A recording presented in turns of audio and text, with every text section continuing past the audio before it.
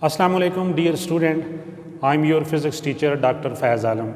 Recently working as an associate professor of physics at Government Postgraduate College, number 1, Abbottabad, Khyber Pakhtunkhwa, Pakistan. Dear student, today we are going to study very important lecture of nuclear physics course, which is related about nuclear magnetic dipole moment. Yeah, what is magnetic dipole moment associated with nucleus? Before discussing nuclear magnetic dipole moment, we will discuss some introductory remarks regarding electric dipole moment. Student, as we know that from the previous classes, when we have two opposite charges, plus q and minus q, separated by a small distance d, as shown in the board, if we have two charges plus q and minus q, which is separated by a small distance d, they form an electric dipole. The product of charge time distance between the dipole is called their electric dipole moment. यानी अगर दो equal और opposite charges हों और उनके दरमियान small distance d हो, तो चार्ज को, मैग्नीट्यूड ऑफ चार्ज को डाइपोल के दरमियान डिस्टेंस से मल्टीप्लाई करें तो हमारे पास टर्म आती है इलेक्ट्रिक डाइपोल मोमेंट। इसी तरह किसी कंडक्टर में से जब करंट पास करता है तो पहले हम देखते हैं कि उसका मैग्नेटिक फील्ड किधर होगा, और फिर अगर किसी लूप में से करंट पास करे तो फिर उसका मैग्नेटिक फील्ड किधर होगा, और ऑरिजिन ऑफ मैग्नेटिज्म या मैग्नेटिक फील्ड का ऑरिजिन हम कैसे तलाश कर सकते हैं, और हम कैसे कह सकते हैं कि फ़लाँ चीज़ या फ़लाँ आइटम जो है ये मैग्नेटिज्म का बेसिक ऑरिजिन है। हम एक एग्जांपल लेते हैं। लेट्स सपोज मेरे पास ये एक कंडक्टर है, ये पेंसिल जो है जिसमें से करंट वर्टिकली अपवर्ड जा रहा है, तो इसके इर्द गिर्द जो है मैग्नेटिक फील्ड प्रोड्यूस्ड होगा।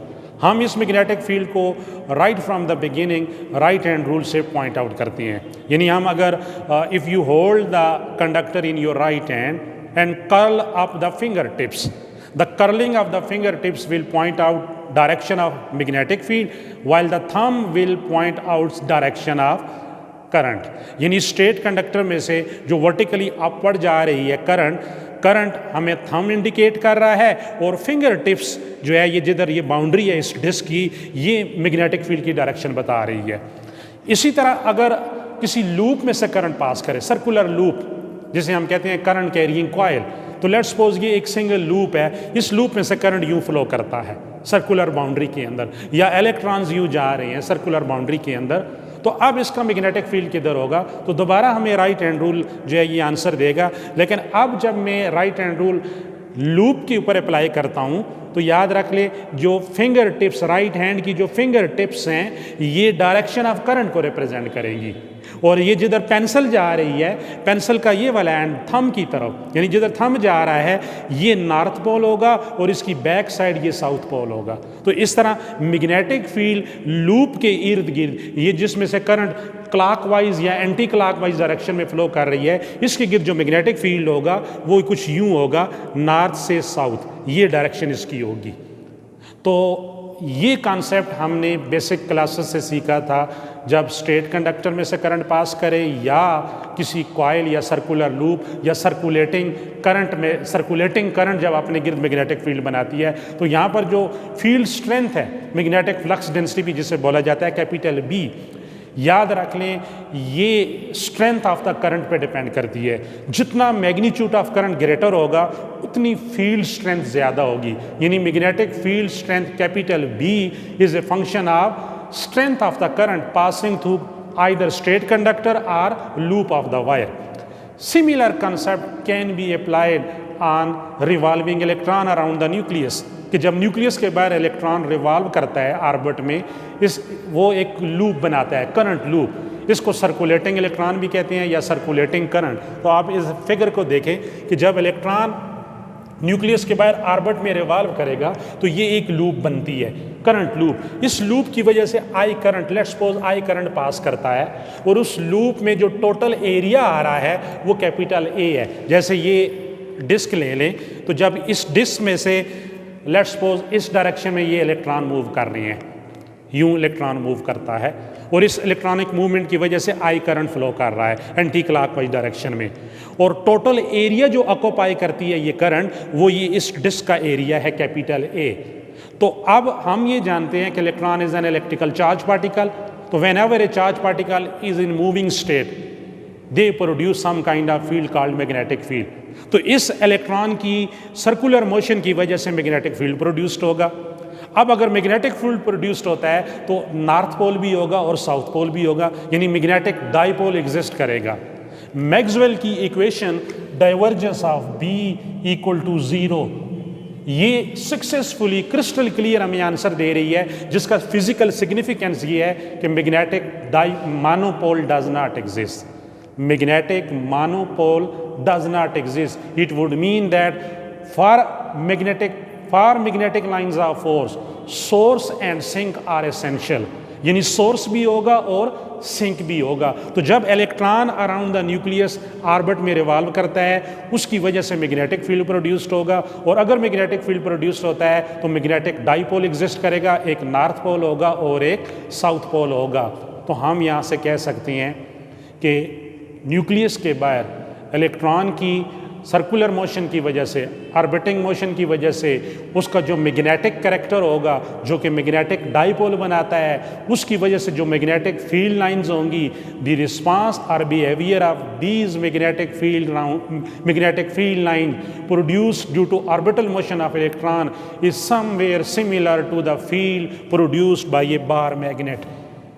कि इलेक्ट्रॉन का जो मैग्नेटिक फील्ड है वो 100% ऐसा ही होगा जैसे बार मैग्नेट की वजह से मैग्नेटिक फील्ड लाइंस होती हैं, और ये एक मैग्नेटिक डाइपोल ट्रीट होता है। तो आम बार मैग्नेट को देखें, ये नॉर्थ पोल है, साउथ पोल है, तो ये magnetic lines of pole, outside the bar magnet north से साउथ और within the bar magnet south से नॉर्थ जा रही हैं। तो इसी तरह न्यूक्लियस के बाहर जब इलेक्ट्रॉन, इस फिगर को देखें, सर्कल में रिवॉल्व करता है तो इसके इर्द गिर्द क्या होगा, मैग्नेटिक फील्ड लाइंस होंगी, इस डायरेक्शन में यूं और यहाँ पर यूं होगी। तो इस तरह मैं कह सकता हूँ कि motion of electron around the nucleus act as a tiny bar magnet, और you can say electron treated as a tiny magnet, यानी सबसे लाइटेस्ट मैग्नेट यूनिवर्स में अगर लिया जाए तो वो इलेक्ट्रॉन होगा, क्योंकि इलेक्ट्रॉन अपनी स्पिन मोशन और ऑर्बिटल मोशन की वजह से मैग्नेटिक फील्ड प्रोड्यूस करता है और जिससे मैग्नेटिक डाइपोल आता है। तो अब हम आते हैं कि मैग्नेटिक डाइपोल मोमेंट क्या होगी। तो मैंने कहा कि जब series of electron, avalanche of electron orbit में रिवॉल्व कर रही होंगे और ये एक ख़ास एरिया भी ऑक्यूपाई करती हैं, तमाम इलेक्ट्रॉनों की वजह से आई करंट फ्लो करता है। तो अगर इस करंट के मैग्नीट्यूड को एरिया ऑफ द लूप से मल्टीप्लाई कर दिया जाए, then product of current time area of the loop is called magnetic dipole moment associated with electron. तो ये इलेक्ट्रॉन की मैग्नेटिक डाइपोल मोमेंट आ जाएगी, जो दो चीज़ों का प्रोडक्ट है, आई और ए।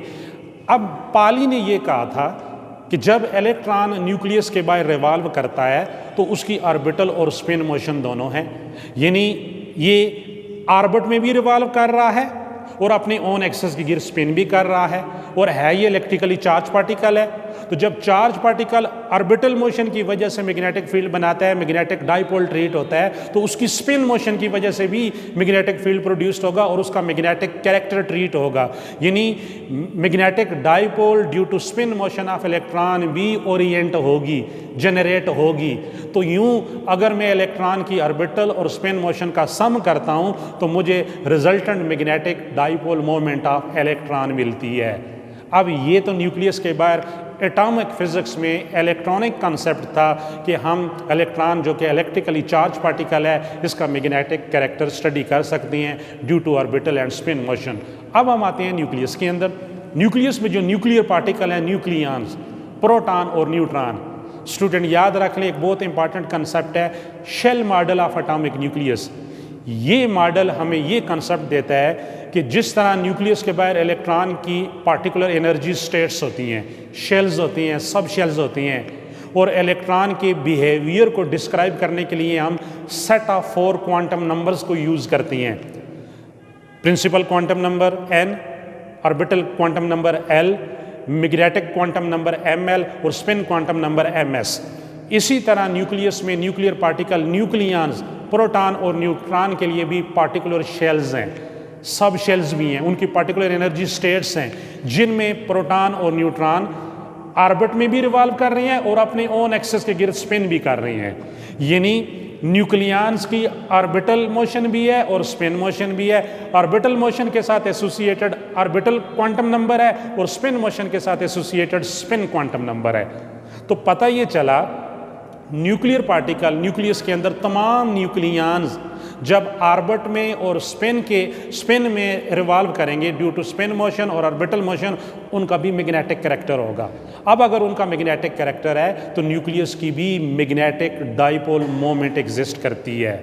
तो इस तरह पूरे एटम का जो मैग्नेटिक कैरेक्टर है या जो एटम की वजह से मैग्नेटिज्म का कंसेप्ट है, मैग्नेटिज्म का ऑरिजिन अगर आपसे कोई पूछे तो आपने क्या कहना है, the spin and orbital motion of electron as well as nucleus is called basic origin of magnetism. कि मैग्नेटिज्म या मैग्नेटिक फील्ड का ऑरिजिन जो है वो इलेक्ट्रॉन की ऑर्बिटल और स्पिन मोशन, सिर्फ इलेक्ट्रॉन की नहीं बल्कि न्यूक्लियस की ऑर्बिटल और स्पिन मोशन की वजह से भी है। तो अब हम अपने टॉपिक पे पहुंच आए हैं कि what is nuclear magnetic dipole moment of a nucleus. तो न्यूक्लियस की जो मैग्नेटिक डाइपोल मोमेंट है वो basically net magnetization produced by all the constituent particle of nucleus है। तो अब हम यहाँ पर इसकी डायरेक्शन की बात कर लेते हैं कि ये मैग्नेटिक डाइपोल मोमेंट की डायरेक्शन क्या होगी। तो अगर मैं इसको लेट्स सपोज ये न्यूक्लियंस इस तरह, प्रोटॉन और न्यूट्रॉन इस तरह एंटी क्लॉकवाइज डायरेक्शन में इस डिस्क के इर्द गिर्द जो है ये बाउंड्री के साथ सर्कमफ्रेंस के साथ रिवॉल्व कर रहे हैं, ऑर्बिटल मोशन है और वो अपने ओन एक्सिस के गिर्द ये यूं स्पिन करते हुए भी जा रहे हैं। इस तरह इसकी लट्टू की तरह स्पिन मोशन भी है और ऑर्बिट भी कंप्लीट कर रहे हैं। और ये जो टोटल एरिया डिस्क ने ऑक्यूपाई किया हुआ है ये कैपिटल ए है और इनकी मूवमेंट की वजह से आई करंट फ्लो करता है। तो मैग्नेटिक डाइपोल मोमेंट इस डिस्क की प्लेन के ऊपर परपेंडिकुलर होगी, यानी इसकी डायरेक्शन किधर आएगी, वर्टिकली अपवर्ड इस डायरेक्शन में आ जाएगी। और ये मैंने इधर इस फिगर में बताया हुआ है कि इस डिस्क के एरिया के ऊपर, इसके प्लेन एरिया के ऊपर परपेंडिकुलर है और इसको म्यू से रिप्रेजेंट किया जाता है, स्मॉल म्यू। तो जो न्यूक्लियंस हैं, न्यूक्लियर पार्टिकल्स, इनमें याद रख लें प्रोटॉन की जो मैग्नेटिक डाइपोल मोमेंट होती है वो प्रोटॉन के एंगुलर मोमेंटम या स्पिन मोशन के पैरेलल होती है, यानी स्पिन एक्सिस के पैरेलल होती है, यानी म्यू पी। देखें ये स्पिन यूं करता है तो ये एक्सिस है इसका, स्पिन एक्सिस इसके पैरेलल है। और न्यूट्रॉन की जो मैग्नेटिक मोमेंट है, मैग्नेटिक डाइपोल मोमेंट, उसके स्पिन एक्सिस के एंटी पैरेलल होती है। ये इसके अंदर जो कॉन्स्टिट्यूएंट है, distribution of constituent of neutron की वजह से है। और कॉन्स्टिट्यूएंट ऑफ न्यूट्रॉन और प्रोटॉन याद रख लो क्वार्क्स होती हैं, और न्यूट्रॉन 2 डाउन और 1 अप क्वार्क से बना है और वो फ्रैक्शन ऑफ चार्ज कैरी करते हैं। हालांकि नेट चार्ज यहाँ न्यूट्रॉन 0 है, लेकिन न्यूट्रॉन की मैग्नेटिक मोमेंट है और वो उसकी इंट्रिंसिक स्पिन की वजह से है।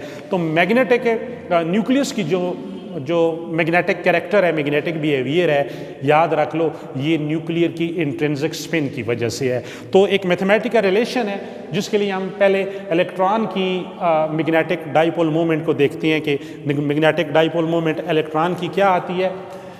जैसे कि मैंने डेफिनेशन में बताया कि product of current time area of the loop is called magnetic moment which is represented by mu. और ये इक्वेशन 1 में देखें, mu is equal to I into e. Equation 1 में जब इलेक्ट्रॉन, कोई आप फिगर आप यहाँ से एज्यूम कर ले कि जब इलेक्ट्रॉन न्यूक्लियस के बाहर लेट्स सपोज ऑर्बिट में रिवॉल्व करता है, इसका चार्ज E होगा, मास m होगा और I करंट फ्लो करती है और टोटल एरिया जो ऑक्यूपाई करता है कैपिटल A, तो I इंटू ए। अब हम I और A की वैल्यू निकालते हैं। करंट की basic definition charge divided by time. तो यहाँ पर चार्ज इलेक्ट्रॉनिक चार्ज होगा -c और t उसका 1 कंप्लीट राउंड ट्रिप होगा, यानी जब एक कंप्लीट राउंड ट्रिप न्यूक्लियस के बाहर इलेक्ट्रॉन लेता है तो ये t टाइम पीरियड ट्रीट होगा, तो इसे कैपिटल T कहेंगे। अब इस कैपिटल T को simple equation S equal to VT से, तो T equal to S by V, तो distance covered by electron around the nucleus in any particular orbit circumference 2 pi r के इक्वल होगा, तो 2 pi r divided by v। तो इस तरह I की वैल्यू जो है माइनस ई बाई टी जो कि इक्वेशन 2 में थी, जब टी की value 2 pi r by v डालें तो 2 पाई आर डिनोमिनेटर में और वी ऊपर न्यूमरेटर में चला जाएगा, तो I equal to minus e v divided by 2 pi r. This is your equation 3। तो डियर स्टूडेंट, जब इलेक्ट्रॉन, मैंने कहा है ना कि एक पर्टिकुलर डिस्क बना लेता है, सर्कुलर लूप बना लेता है, और ये लूप अगर सर्कुलर शेप की है तो एरिया ऑफ द लूप जो है पाई आर स्क्वायर, इक्वेशन 4। तो यूं इक्वेशन 3 से आई की वैल्यू और 4 से ए की वैल्यू इक्वेशन 1 में डालें तो मैग्नेटिक डाइपोल मोमेंट इलेक्ट्रॉन से जो एसोसिएटेड है वो क्या आती है, तो म्यू इक्वल टू आई की जगह minus e v divided by 2 pi r और एरिया की जगह pi are square. R r से कैंसिल होगा, पाई पाई से कैंसिल होगा, तो हमारे पास टर्म बचेगी minus e v r divided by 2, equation 5। अब हम राइट साइड पे एक टर्म मल्टीप्लाई भी करते हैं और डिवाइड भी करते हैं, तो multiply right side of equation 5 by m, multiply and divide right side of equation 5 by m, यानी मास से मल्टीप्लाई और डिवाइड करो तो न्यूमरेटर में मास मल्टीप्लाई होके एम वी आर और डिनोमिनेटर में ये 2m बन जाएगा। हम जानते हैं कि एम वी आर, ये जो एम वी आर है, this is called angular momentum associated with electron, तो इसे कैपिटल एल कह दें। तो यूं magnetic dipole moment associated with electron, ये हमारे पास क्या बनती है, minus E L divided by 2m। यहाँ से हमें एक बड़ा इंपॉर्टेंट कंसेप्ट मिलता है, E is electronic charge, m is mass of electron, 2 number है, तो magnetic dipole moment associated with electron ये किस पे डिपेंड कर रही है, एंगुलर मोमेंटम ऑफ इलेक्ट्रॉन। तो पता ये चला कि mu is a function of angular momentum, या magnetic dipole moment is directly proportional to angular momentum associated with electron, electron के एंगुलर मोमेंटम पे डिपेंड करती है। तो ये पाली ने 1924 में बताया था, जब बेसिकली वो स्पेक्ट्रल लाइंस की स्प्लिटिंग को स्टडी कर रहा था कि किसी भी एलिमेंट से जब सिंगल स्पेक्ट्रल लाइन एमिट होती है, अगर इस सिंगल स्पेक्ट्रल लाइन को हाई रिजॉल्विंग पावर स्पेक्ट्रोग्राफ से ऑब्जर्व किया जाए तो वो single spectral line many component line में डिवाइड हो जाती है। The splitting up of a single spectral line into component line is called hyperfine structure of the spectral line। तो यहाँ पाली ने ये आइडिया दिया था कि एलिमेंट के एटम्स में जब स्पेक्ट्रल लाइन स्प्लिट अप हो रही हैं तो इट मीन इलेक्ट्रॉन जो है न्यूक्लियस के बाहर ऑर्बिट में डिफरेंट स्टेट्स में है, उसकी ऑर्बिटल मोशन भी है और स्पिन मोशन भी है। तो यहाँ से हमें ऑर्बिटल मोशन की वजह से मैग्नेटिक डाइपोल मोमेंट का कंसेप्ट मिला। फिर बाद में ये भी कहा गया कि इलेक्ट्रॉन तो स्पिन भी करता है, तो उसका magnetic dipole moment due to its spin motion निकाला गया। तो इस इक्वेशन 6 में एक चेंज आई और वो चेंज क्या थी, L रिप्लेस हो गया S में, और S क्या चीज़ थी, स्पिन क्वांटम नंबर जिसकी वैल्यू प्लस माइनस हाफ है। प्रीवियस लेक्चर में मैंने वो बताया हुआ है। तो magnetic moment due to spin motion आ जाएगी minus E capital S divided by 2m। बहरहाल ये मैग्नेटिक डाइपोल मोमेंट था इलेक्ट्रॉन का। हमारा अल्टीमेट ऑब्जेक्टिव है magnetic dipole moment of nucleus. तो अब हम न्यूक्लियस की तरफ आते हैं। तो न्यूक्लियस में कोई भी न्यूक्लियर पार्टिकल ले ले, लेट्स सपोज हम एक प्रोटॉन लेते हैं। तो जब प्रोटॉन, याद रख लो, न्यूक्लियस में ऑर्बिट में रिवॉल्व करता है, लेट्स सपोज वो A से B आता है, तो सेंटर ऑफ द न्यूक्लियस पे एंगुलर डिस्प्लेसमेंट यानी जो एंगल बनाता है वो φ1 है। After time dt time interval के बाद उसकी पोजीशन B से C हो जाती है। तो अब जो सेंटर ऑफ द न्यूक्लियस पे एंगल है, एंगुलर डिस्प्लेसमेंट φ2 होगा। तो दोनों एंगल के दरमियान जो चेंज आएगी, तो change in angular displacement d जिसे हम कह सकते हैं φ2 माइनस φ1। लेकिन B to C small time dt में इसने एक आर्क बनाई है जिसे कहा गया है S, और ये आर्क है using S equal to are theta concept. मैं लिख सकता हूँ S equal to R D phi, क्योंकि small angular displacement D phi ले रहे हैं, तो S equal to R D phi. तो स्टूडेंट, जब प्रोटॉन ऑर्बिट में B से C जाता है तो ये कुछ एरिया ऑक्यूपाई कर रहा है। देखें, एरिया ट्रेस करता है। तो यहाँ हम क्लासिकल पिक्चर यूज़ करेंगे। क्लासिकल पिक्चर में प्लानिटरी मॉडल को सामने रखते हुए केपलर्स लॉ को यूज़ किया जाएगा और लॉ ऑफ एरिया का सहारा लेंगे, लॉ ऑफ एरिया को यूटिलाइज करेंगे कि all planets revolve around the sun having one focus, sweep out equal area in equal interval of time.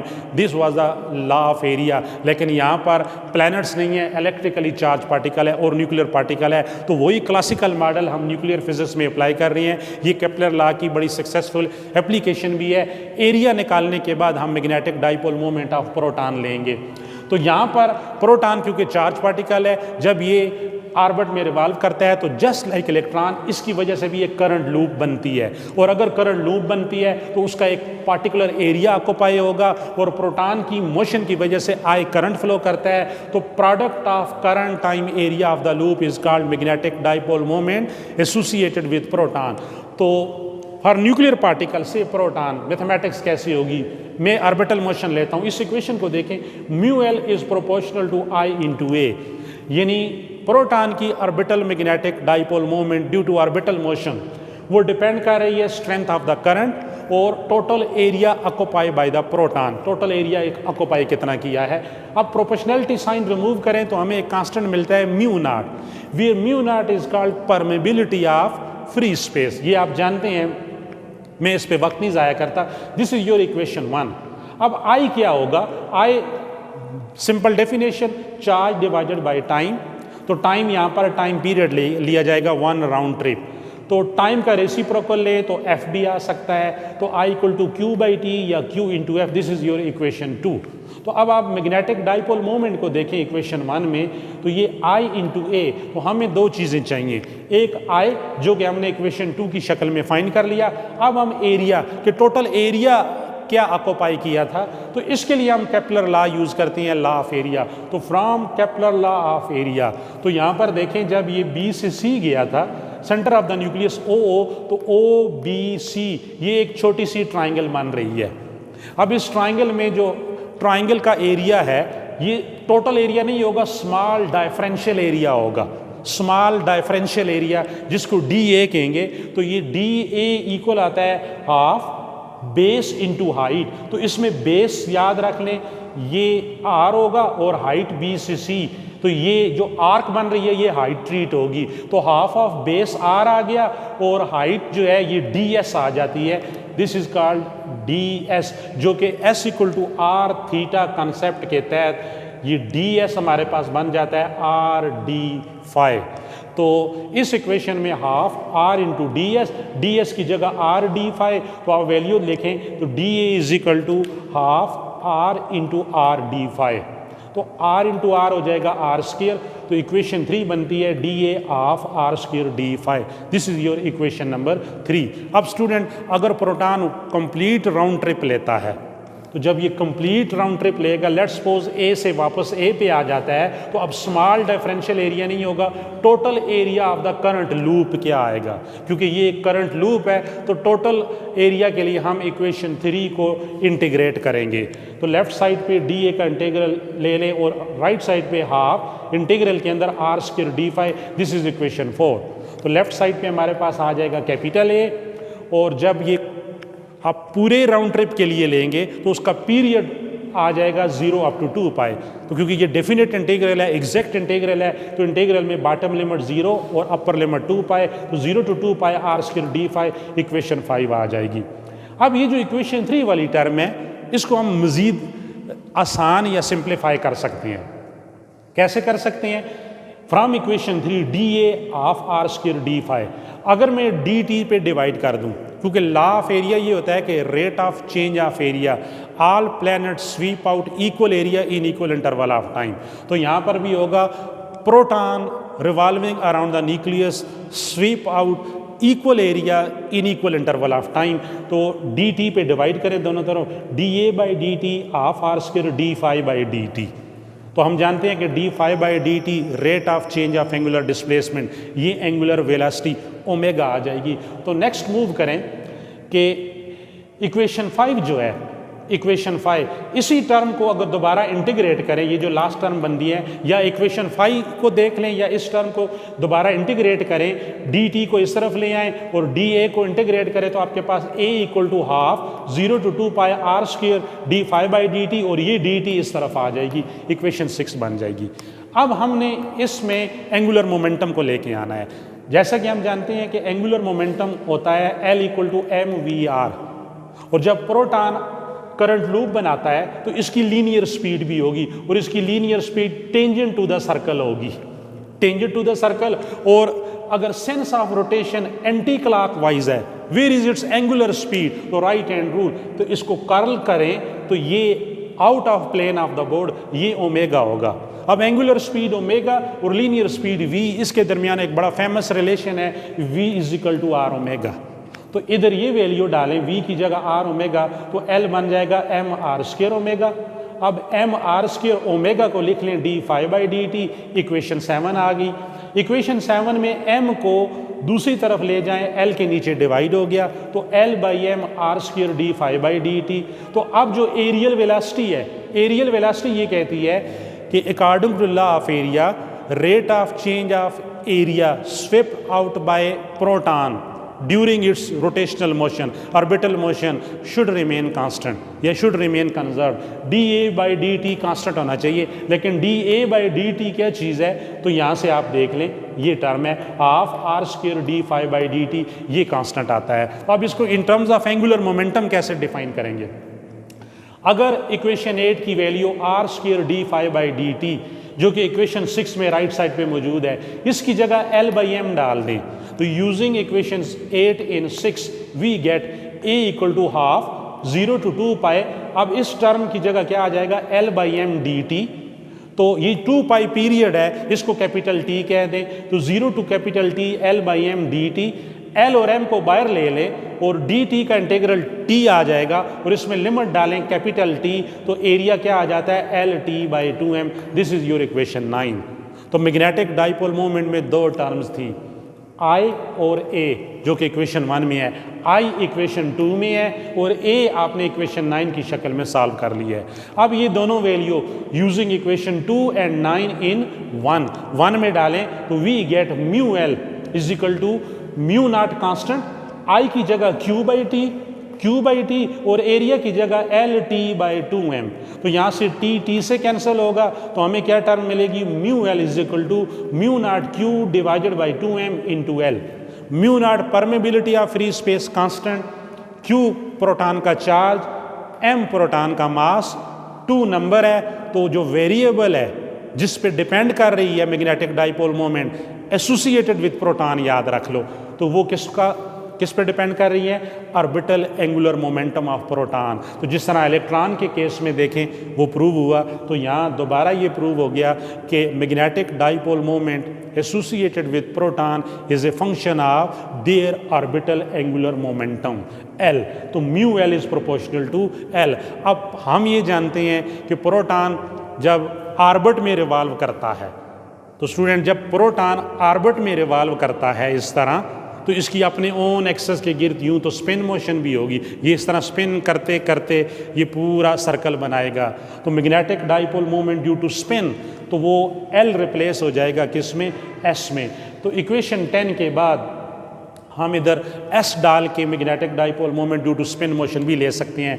ये इक्वेशन 10 का जो सोल्यूशन आया है, ये जो इक्वेशन आई है, this equation can be derived when we treat proton as a classical particle, यानी ये सारी पिक्चर हमने क्लासिकली ट्रीट की है। क्वांटम मैकेनिकली इसमें थोड़ी सी एडिशन है।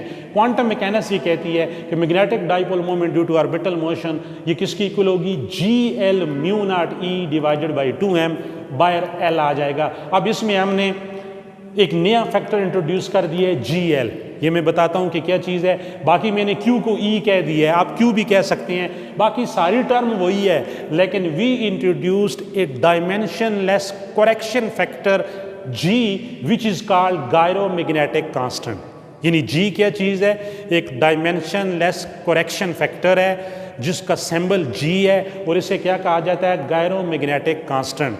क्वांटम मैकेनिकली ये कहा जाता है कि कोई भी चार्ज पार्टिकल जब मोशन में होगा, मूविंग स्टेट में होगा, उसका एक चार्ज सेंटर होगा और उसका मास है तो उसका सेंटर ऑफ मास पॉइंट भी होगा, सेंटर ऑफ ग्रेविटी पॉइंट भी होगा।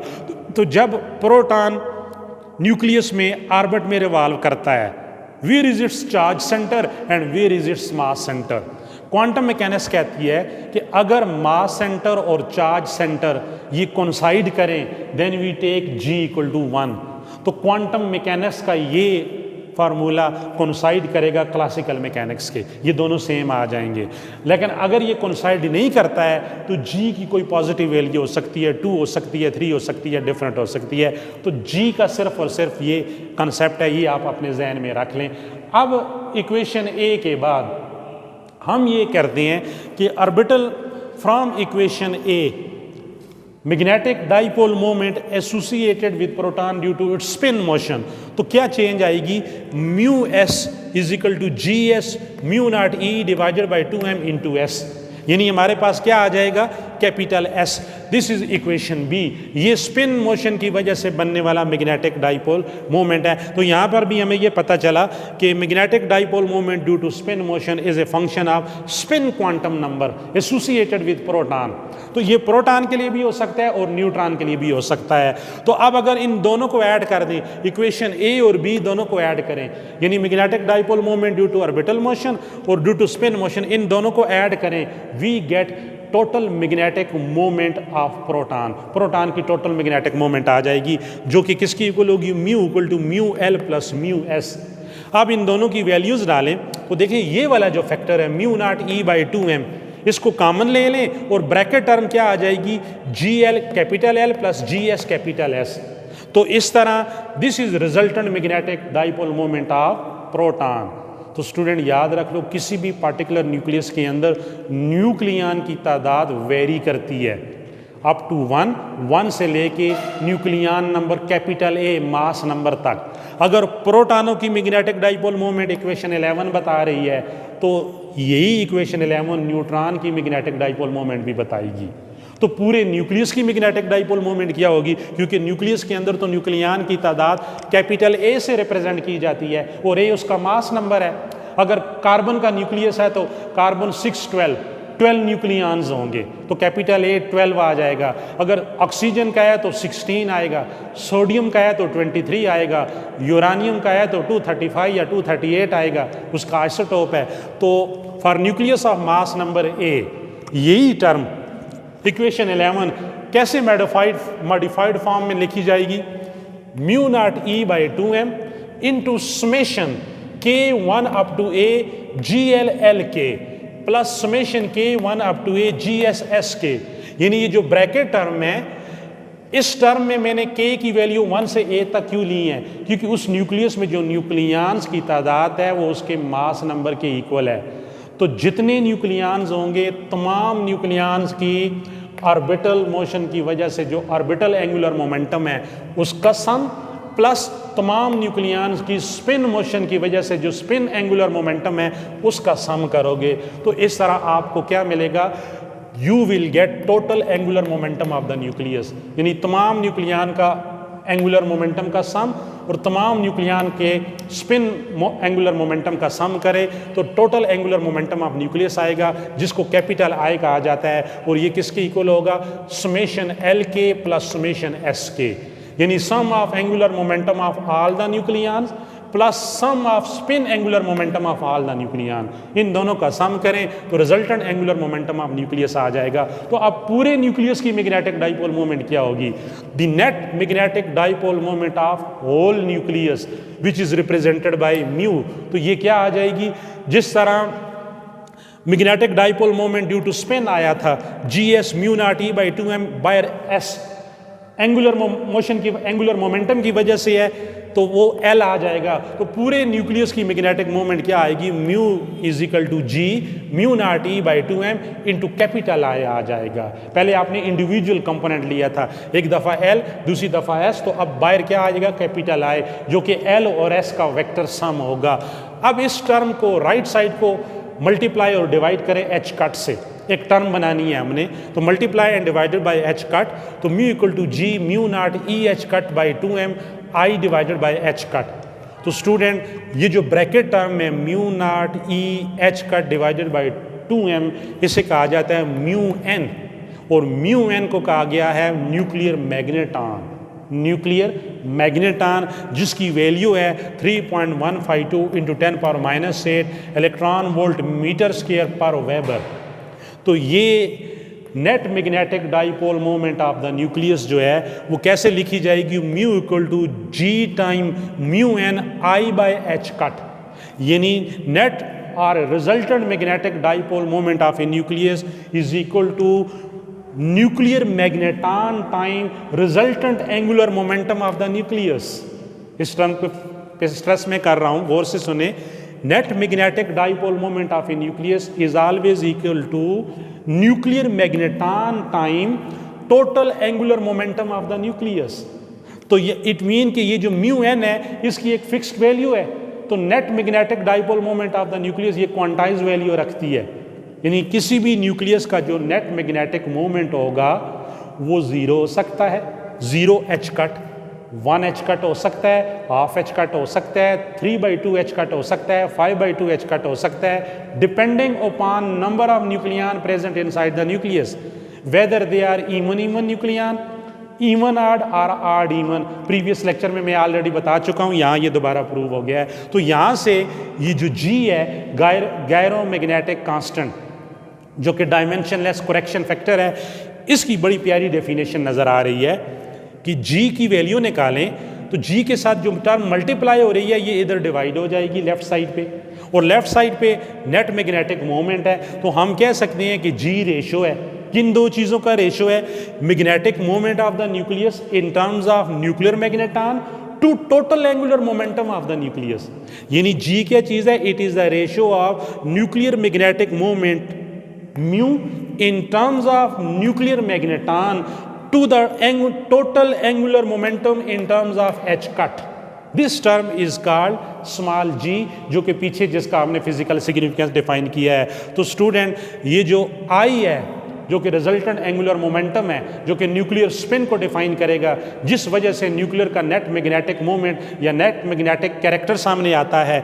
अगर इवन न्यूक्लियाई है C612 O816 हीलियम 24, तो आपके पास रिजल्टेंट एंगुलर मोमेंटम I0 आएगी, रिजल्टेंट स्पिन भी न्यूक्लियस की क्या होगी, 0 होगी। और अगर इवन आड न्यूक्लियंस हैं तो रिजल्टेंट एंगुलर मोमेंटम जो कि वेक्टर सम है ऑर्बिटल एंगुलर मोमेंटम और स्पिन एंगुलर मोमेंटम का, यानी L प्लस माइनस S, तो S की पॉसिबल वैल्यूज जो है वो प्लस हाफ या माइनस हाफ है, तो I आएगा L प्लस माइनस हाफ, तो इसमें प्लस माइनस हाफ ये स्पिन एंगुलर मोमेंटम है। तो इस तरह ये न्यूक्लियस की नेट मैग्नेटिक डाइपोल मोमेंट को मैथमेटिकली और थ्योरेटिकली ऐसे डिफाइन किया जाता है। इसकी बड़ी वर्सटाइल किस्म की एप्लीकेशन है, nuclear magnetic resonance imaging techniques हैं जो यूटिलाइज की जाती हैं, वो लेटर ऑन किसी लेक्चर में बताऊंगा। तो this is all about nuclear magnetic dipole moment.